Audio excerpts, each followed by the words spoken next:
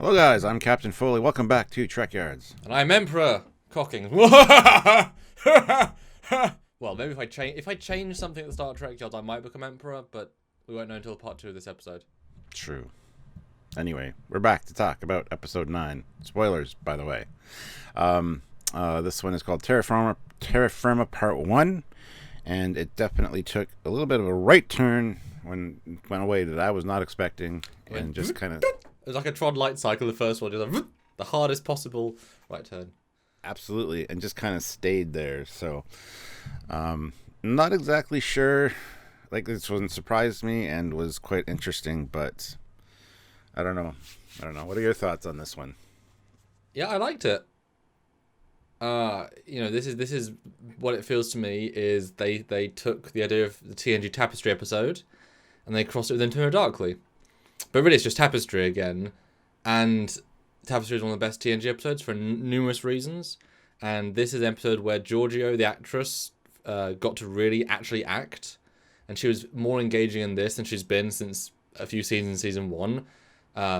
She was interesting, different, and I was right about Mira Burnham. We were going to get Mira Burnham. I guessed that based on the content. I guess we get a flashback, and she was fun to watch. She had a lot of fun. She had too much fun. She very much overacted and tried to oversell that evil part. Like, it was too much. Yes, but that is also just Mira. Go watch Sulu. Go watch, all of them. You could easily throw in... look at Kira. Look at, But Kira did it well. But you know what I mean? That is just what they do. It was cringy to watch. Yeah, well, she was acting rather than living it, but I bought it completely. I was missing the lack of Lorca, but I'm sure he'll be next week because it's obviously leading into that. I don't think he'll show up, unfortunately. They would have used him in this episode if they wanted to. Well, because they're building up. They're getting Burnham out of the way. She's the first part of the insurrection, and the second part is Lorca. Although it won't be Prime Lorca because Prime Lorca only happened when the Chiron attacked the ship. But the point is, she would change that so that she would get him on her ship. So it would only be Mirror Lorca. But no, the right turn was fun. I was thoroughly engaged with the entire Mirror Universe stuff. It felt semi-cheap again because it was just a reuse of sets. And they didn't explain why the Discovery would even exist because they haven't got spore drive technology. It's like, well, why would you build a spore drive ship? So I was kind of waiting for either another exterior or something else. Because you could easily have the Clark and have Discovery corridors. Who cares? So that was a bit like, And the weird thing about that was, why would the Emperor be aboard the Discovery of all ships to see the unveiling of her new flagship? She would be on the flagship, which would probably be the USS Defiant. That crossed over at that point, you'd think. Or like Defiant A, like a symbolic, Yeah, you think you'd do flagship, not a science ship that doesn't mean anything. That is not special in any way in that universe. Well, it has the door always open in the shuttle bay, so that the unveiling of the ship that's why they used that ship, I guess. So that was one of those like, well, we've only got what we've got, so let's not... we've told us before about how parallel things are when they make no sense. So that was a bit of a... it wouldn't have taken much to just use another different 3D model. Use a Gagarin, use a... Wouldn't have taken much. Shouldn't have been Discovery. Yeah, it was good. Saru was interesting in it. Quite satisfying. Stamets dying was, that's where the things are shifting. Was quite fun.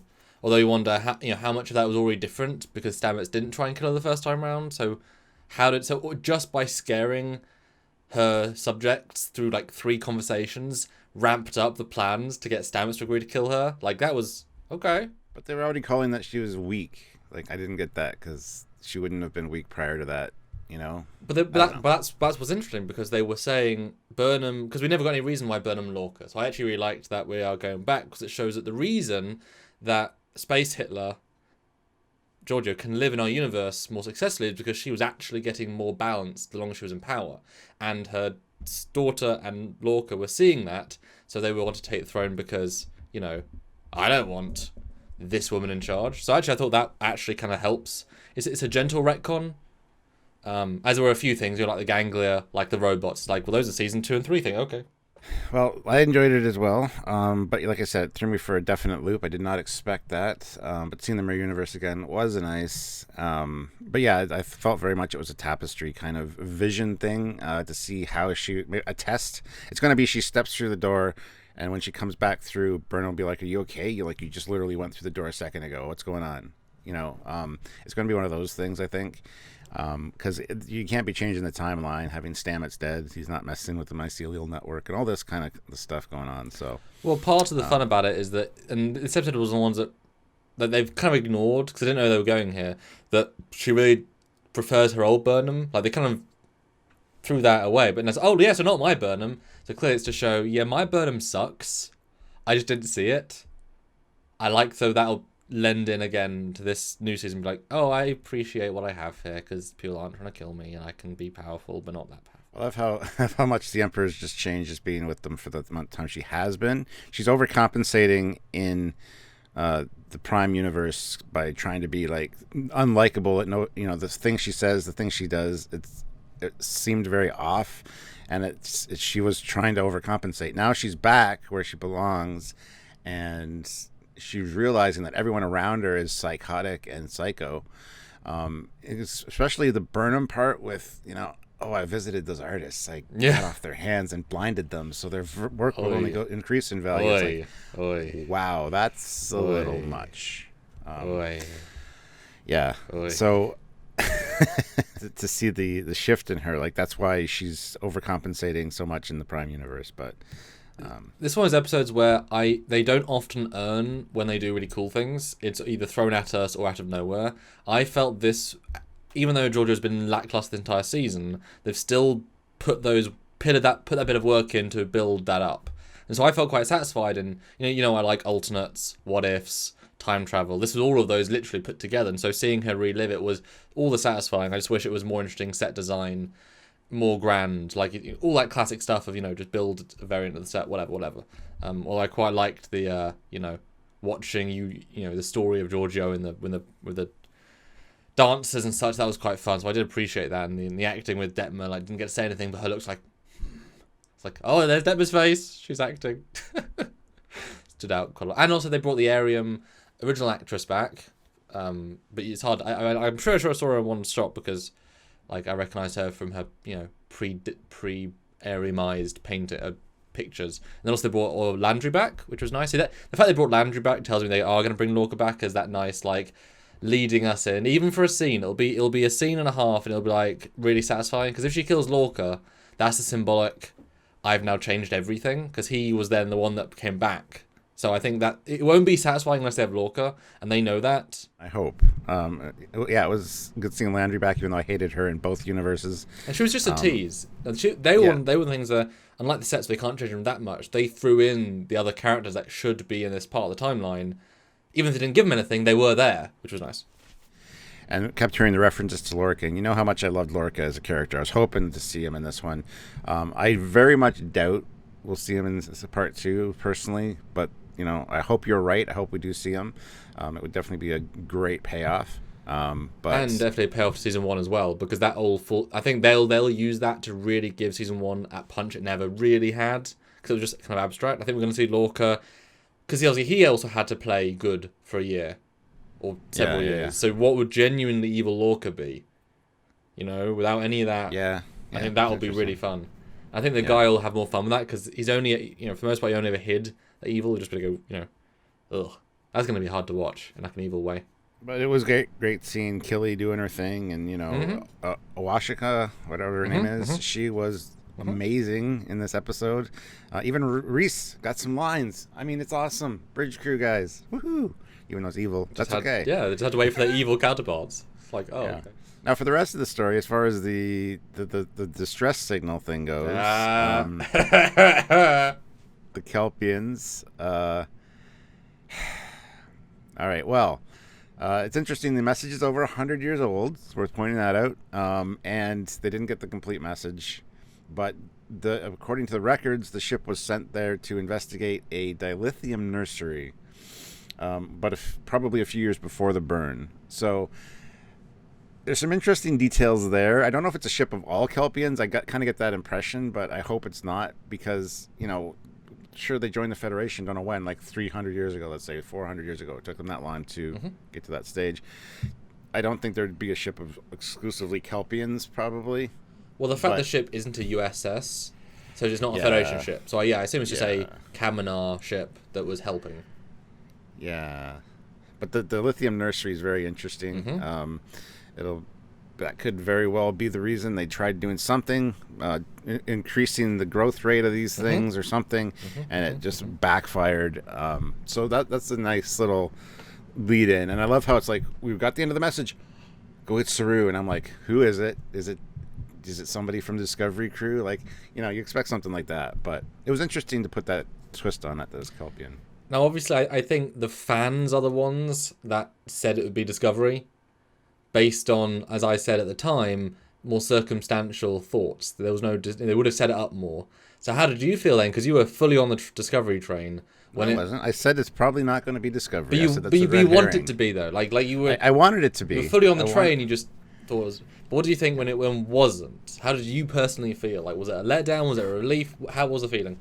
It was an absolute letdown. It was just so underwhelming having a Kelpien that was dying from radiation, and the message being over 100 years old. So there could still be survivors. Let's say maybe somehow they just got away around the radiation thing, and there are other Kelpiens there when they find it. But I was really hoping for the Discovery, even though I kept saying, go back and watch them. I kept saying it's a red herring. It's too obvious. It's not going to be. It's a red herring. Even though I very much wanted it to be. So I'm sure that's still going to play into it somehow.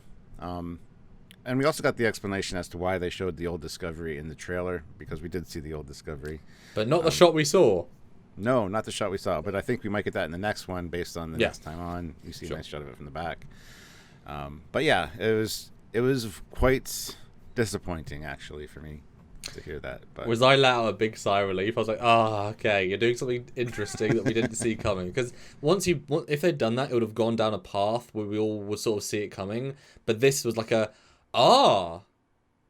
it can still go anywhere now. And that's the exciting bit, that while we printed small things, because that's the thing is, Stuart, as weird as this is, how many we're 9 in, and we still aren't with the main plot in terms of like the big progression. So I mean, come on, 2-season arc. I mean, this is at this point you've got to. It's guaranteed they have not got enough time to finish up, and the way the pace is going, and they have not changed showrunner, they've not changed the script. It's clearly built to be slow.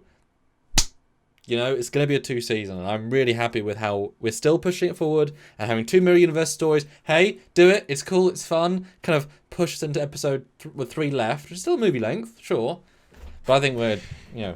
I'm gonna call what happens right now. Okay. Just so you're aware. Okay, guys, this is the moment. Right. They're going to go into the nebula and realize, sure, we're detecting another ship sitting, so far away, and you're going to find out that it's actually the Discovery, but it's the Discovery that Georgiou takes back in time to join Section 31, get back to her own universe, her own time. And, well, our universe, print maybe, but her own time. Anyway, she's going to do this in the mirror universe. She's going to steal the Discovery, take it back in time. She's going to leave it in the nebula for Burnham as a message that she's okay. Or she's going to talk to Burnham through the door, through a gate portal kind of thing, and say, I'm okay. This is what's going on. Expect the Discovery there. Blah, blah, blah. Doesn't explain the artificial intelligence or Zora or the sphere data, if that's the thing. But I'm just calling that now. They're going to go into the nebula to look for this Kelpien ship, and they're going to say, sir, there's another ship. Really? What is it? And then on screen, you're going to see the Discovery. Ha! Disagree, but I can't wait to see your idea come true. No, I'm just spitballing, but hey, it's fun. No, I'm just thrilled, honestly, by the fact that it can still go anywhere. I'm very surprised that they didn't, like, the fact that they, as the character, are resisting just jumping there. Like, it's like having a Christmas present. Well, obviously it's a dramatic Christmas present, but it's like having the answer to a solution 5 to 10 seconds away.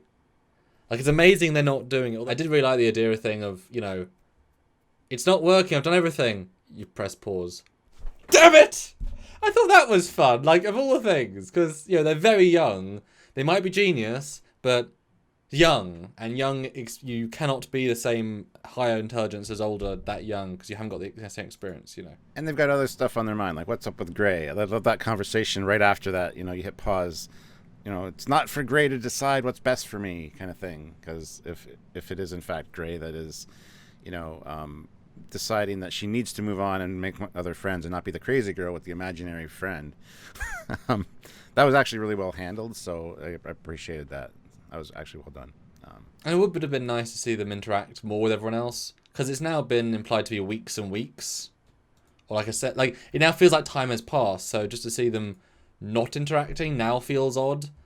You know, it would be nice to throw them with another character. And Stamets, while I like the father figure-ness, it's more and more feeling like another reboot character. Tilly, different character completely. Stamets, like, I can see potentials of this, and maybe all it needed was a daughter, a child to unify them. But it's like, you were never going to be this naturally. So they kind of like, okay, I'm just going to eke them that way. Well, but speaking of, we didn't get much Culber. What we did was the one scene we already saw, and we both predicted that was going to be it. Surprised it was first scene, though.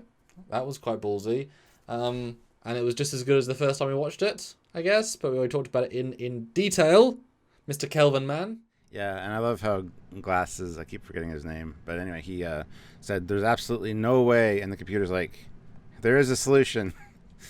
But I found it interesting. I mean, I want to talk about a few other things here, but I found it interesting at this point where he said the Federation basically said, euthanize, let's kill this guy because he's in so much pain, instead of breaking their own ironclad not temporal rules, but universe crossing rules. So they'd rather kill a citizen than try to fix it by sending him back where he belongs because of their rules. I found that to be kind of non-Starfleet and non-Federation, considering that they're basically doing that by going to this planet, which is essentially sent her back to the mirror universe, even though it probably didn't. It's probably just a test or in her mind or whatever. It felt odd. I agree once you pointed that out, but in my head the context was the mirror universe split and we couldn't get back there 500 years ago. The Kelvin split and we couldn't get back there 200 years ago. So not only, like, to get him back, we'd have to reinvent the technology that would forcibly bridge the divide, and also time travel, all of which has been outlawed, so breaking every rule in a thing we don't know we can do, which means I've put many scientists on it for a long time, and he's dying now, so, they probably asked the guy, do you want to wait in pain for the next maybe year, while we may or may not be able to solve it? And Georgiou... Yeah. The whole time he's screaming. Yeah. And for some reason Georgiou's thing went from being like, I'm okay, to I'm getting flashbacks, to I can't hold solid matter, to I'm dying tomorrow. So if that was that abrupt, you'd assume that guy would be pretty abrupt too. So I don't, to find a way of getting back in time. So I know what you mean, but I think there was literally no other option. And then it's like, well, and the second thing you said, the planets. The planet's interesting, but and I appreciate the caveat, although it's, again, too easy. Because we've got old databases that you might have lost, because we've got new databases that we've gained from the new future, because we've got the sphere data, and because it's all melded together, we found this planet. So, because everything is together, and they don't, and I found it annoying, though, the computer knows an option, but doesn't express what it is or how it is. So they beam on this planet with no concept of what to do. That I found silly, because I know it's a fun surprise, but it's like, what are you looking for here? A plant? A person? An alien? Give some context to what you're trying to do here. So obviously, if they don't know what they're going to do, they can't tell Vance, oh, it's a time travel thing, we're breaking the rules. It's like, we don't know what's there. So how can he outlaw them for doing something they don't know what? So I think both things are quite well covered. Plausible deniability, and there was no other option. The next thing I want to talk about is Admiral Vance. I thought he was absolutely awesome in this episode. The way he said, just go do with it. Take it from an old salt that's made a lot of mistakes. If you don't, one of your crew is drowning. If you don't help them, your crew won't look at you or Starfleet the same way again, and you won't look at yourself the same way. So I love that he's like bolstering Saru to do what's right. He said, don't worry about the Emerald Chain. We'll deal with that. You go do your thing. Just make it back when you can. I thought that was great, and I was hoping that there would be some kind of beat there like that. So I think Admiral Vance is just impressing me week after week. So, and I think he's a great reflection of the new maturity the show has, which it did not have in season 1 and season 2. This character is a strong leader that does appropriate things, that sees both sides of the fence, and can give good speeches without doing nonsense or over-the-top stuff. Like, we've not seen a character like this in Discovery. Pike was fun, but he was also, often shown to be wrong, often shown up, He was often the butt of jokes, etc. So he was still shown to be whatever. This guy is a consummate... You want this guy to be the leader, but he's still flawed, but in a very human way. And I appreciate the slight distinction from what I said to Saru. He's not saying, do everything you can, they'll be fine. It's a case of, don't do nothing and you'll regret it. At least try. You may fail, but if you know you tried, that is the most you can do. So yeah, very, very nice balance. And he always steals the scene for his absolute quality. Wow. Now, the thing that worried me a little bit, later when they find out about the Kelpiens, Tilly says, should I notify the Admiral? And he's like, nope. Admiral Vance has a lot to deal with right now. Let's wait till we have something more substantive. I'm worried that Saru's going to make a bad decision based on the fact that they are Kelpiens, and it's going to sit badly with Admiral Vance. I hope that's not the case, but anyway, yeah, I just wanted to point that out as well. And yeah, that's definitely one of those classic, that's a setup line.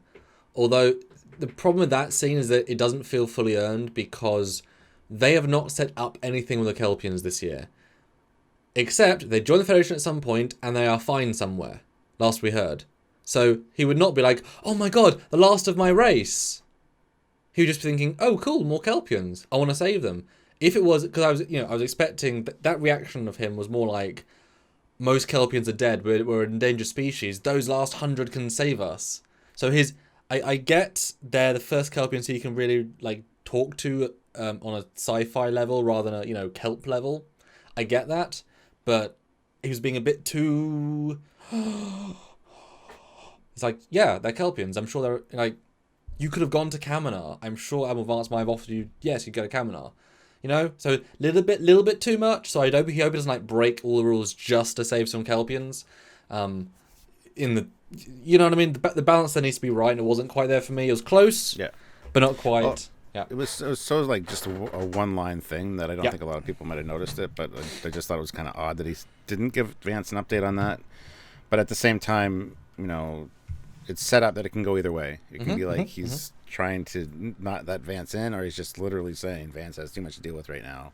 Which is fair. Which actually is totally fair. I mean, if the fact is they're not going after the burn location, which you would think would be the first thing they would do. So clearly there are more important things. That's not going anywhere. Georgiou has a day or so, whatever. So that was an immediate thing. Okay, go. And the Emerald Chain are doing something. Well, I'm surprised it didn't get told off. When he pulled Saru aside at the end, I was expecting the mate, just so you know, you really effed up last time. So I was kind of surprised there was no repercussions of that, given he started the war with the Emerald Chain. But okay. Yeah. That was missing, but it also feels like more than one day had passed. So yeah, absolutely, yeah. He's already been talked to. Yeah. But again, that was a small thing. Yeah. The other thing we should probably talk about is Book's interaction with Saru, basically giving him the same information that Saru already had from Starfleet intelligence, and kind of wanting to help out. I like that. I wouldn't mind Book sticking around. He mentioned he was a pilot and an engineer. Maybe he will become the new chief engineer of the ship for season 4. I can see that actually being a thing. But yeah, that was a good interaction, a walk and talk, and that's basically all we needed for that, and it was fine. Yep. So my only qualm about that is that the idea of the courier network, all the couriers here, he'd have to make a new set of connections because the couriers were from a different quadrant. They've forgotten about that, though. They've forgotten about that. Well, yeah, but also, is Starfleet really letting signals come in and out of their top secret headquarters location? Because his ship is in the shuttle bay. He's not going out and doing stuff. He's in the shuttle bay, so he's talking to them through a secret force invisibility shield. Now, you could probably say they managed to encrypt the signatures, but as you'll learn, anything that can be encrypted can be decrypted. That's the whole point. It's a war of attrition with which goes first. So, and I'm sure at some point that might be a season 4 thing of Book, your signals now they're on their way. But I feel like we needed those scenes of him leaving the bubble. I'm sure he did. That's the thing. You'd think he'd get in the ship, head out somewhere else, send his signals, talk to whoever, without giving away the location. I don't know, the way they play I've just been staying here in the shuttle bay. doesn't feel like he's been out exploring. So again, a little bit off kilter, but again, if he's also tapping through Starfleet Command's communication network, which you would assume, if you're saying signals, they'd have to know them all because it's their secret base. Then I'm sure they could encrypt them incredibly high because that's the head of Starfleet.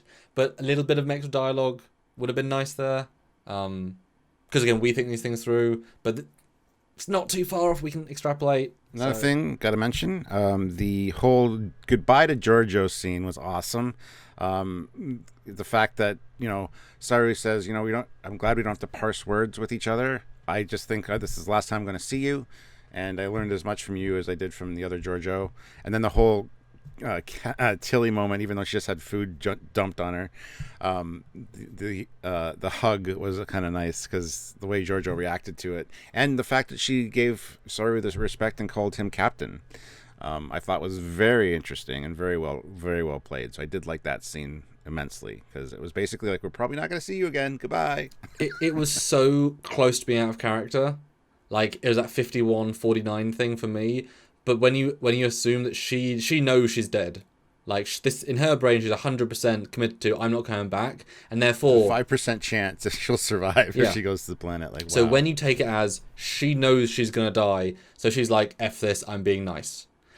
But it was so nice, there was no level of, it was very much Philippa Georgiou, not Empress Georgiou. So I liked it, but I was like, you're a bit too nice here. Now that might be the precursor to if she's in a situation where she can be nice, she is, which is a precursor to why she isn't no longer suitable for the mirror universe.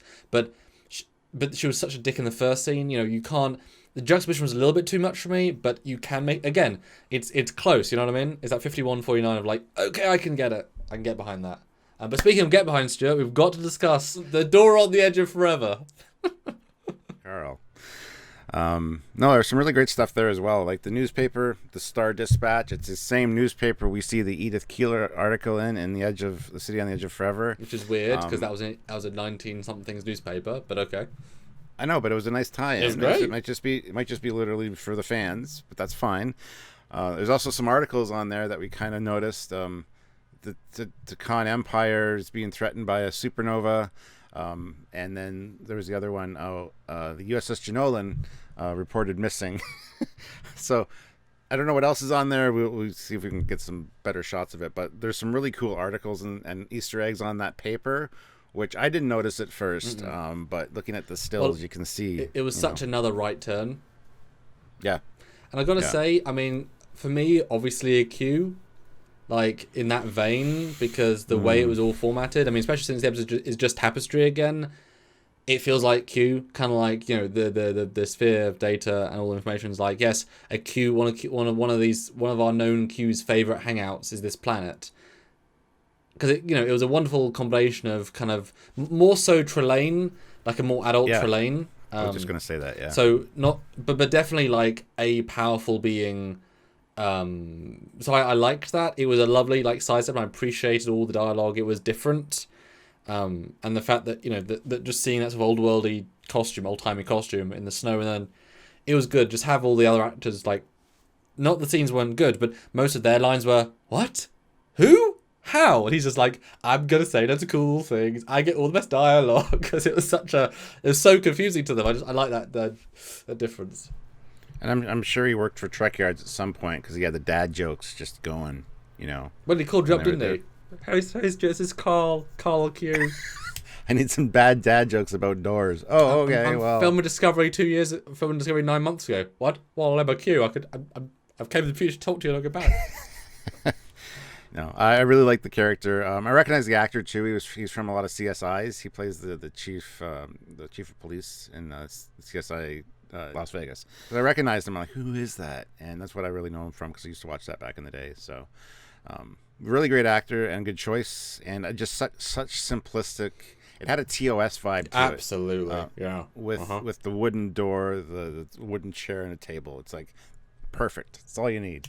It felt very like Spectre of the Gun with the Western town that was just the facades. Or very animated series even. It's like, well, we can't do snow practically, so we'll throw them in the animated series in snow because it's easy animated. It was a really intriguing episode, And I don't often like a side turn to a separate story, but like I said, it's just Tapestry. It's Tapestry plus Intermirror Darkly, and those two of my favorite episodes of Star Trek. Yeah, so yeah. It is very much the setup to next week's payoff, to then the end of the season's payoff. So it may fall down, but as a part one, it was great. Like, it was really interesting, and it was fun, and it was good, and it makes you appreciate Georgiou character when she's let, the characters let her down, and the writers let her down a bit throughout the season. It's like, boom, good stuff. And it did surprise me. Like I said, like I started this whole review with, took a 90-degree right turn halfway through the episode, and I'm like, what? Okay, we'll go this way now. Because we kind of talked about whether Mirror Universe would be back, and we're like, maybe not. Flashbacks, maybe, sure, yeah. Yeah. Oh, we're good. But yeah, so, yeah. And the rest of the episode was just that. They didn't cut back at all. I liked that. That focus yes, the focus was good. Because it would have felt weird to then cut back to, Tilly talking to Saru about Kelpiens. Like, and we don't care anymore. Stop. Continue. And even like the next time on, it's like, all mirror. Oh, here's a scene of the Prime just to... That mirror! Okay, last thing, Stuart, though. Now, just like Lower Decks added to canon that TOS is an in-canon abbreviation of the original series era, for at least Ransom, they now actually said in canon that our universe, referred to their universe as the Prime timeline, and the Mirror universe is the Mirror universe, which then had the double payoff of Georgiou saying, to us we were Prime, and you were Mirror, which is great.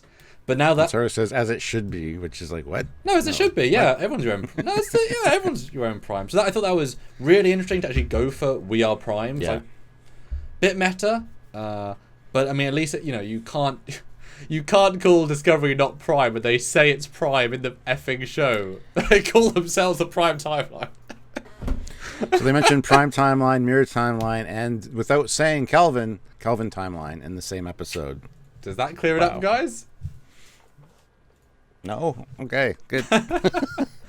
So Stuart? No, that was good hearing it referred to in a show, because that was the first time I think it's been referred to as that. That's what I'm saying. Absolutely. Basically, we've got a lot of stuff to talk about, and a lot of stuff this afternoon or this evening. So do join in, Stuart. When can they find us, and where can they find us, and who can they find us? I think they can find us at 4 p.m. Eastern Standard Time today. Oh, okay. I think we're starting early. I think we have a lot to talk about. My first reaction review had a lot of interaction, and a lot of people excited about this episode. So we'll start at 4 p.m. Eastern Standard Time, which is 9 p.m. in the UK. And we'll hope to see you there. It'll be a live review and breakdown, so you get to talk to us, your thoughts when we're talking about a specific scene. You can chime in, and we will break it down scene by scene, talk about it, and really get into the heart of it. And I think there is a lot to discuss here, so I think starting early is probably a good idea. So 4 p.m., guys. I know Samuel's kind of dismayed by that, but I'm something. I'll be there. Just got to edit in between. But Stuart, if they want to help us to not only do that, then do super chat during those lives. It is very, very important. It helps fund the show. Very, very much help funds the show. And of course, PayPal, Patreon, and joining the channel, all amazing ways. Because, this channel isn't run on love. We have love, but it also runs on the cash given by you guys to help run it for love. And all of the many, many things. I mean, how many shows do we do during Discovery, Picard, Lower Decks, etc.? Lots! They're all free. We pride ourselves on that. So if you can support, please do. And we'll definitely see you later tonight. That's right. So make sure you're subscribed, click the notification bell icon, and hit like on this video. And then tune in for the lives, because we got lots to talk about, guys, and we love interacting with you guys. So we'll see you then. So until then, I am the Prime Captain Foley. I may or may not become Emperor at some point. Cockings. Maybe. I don't know. We'll see in part 2. Yes. Bye, guys. Anyway, bye, guys.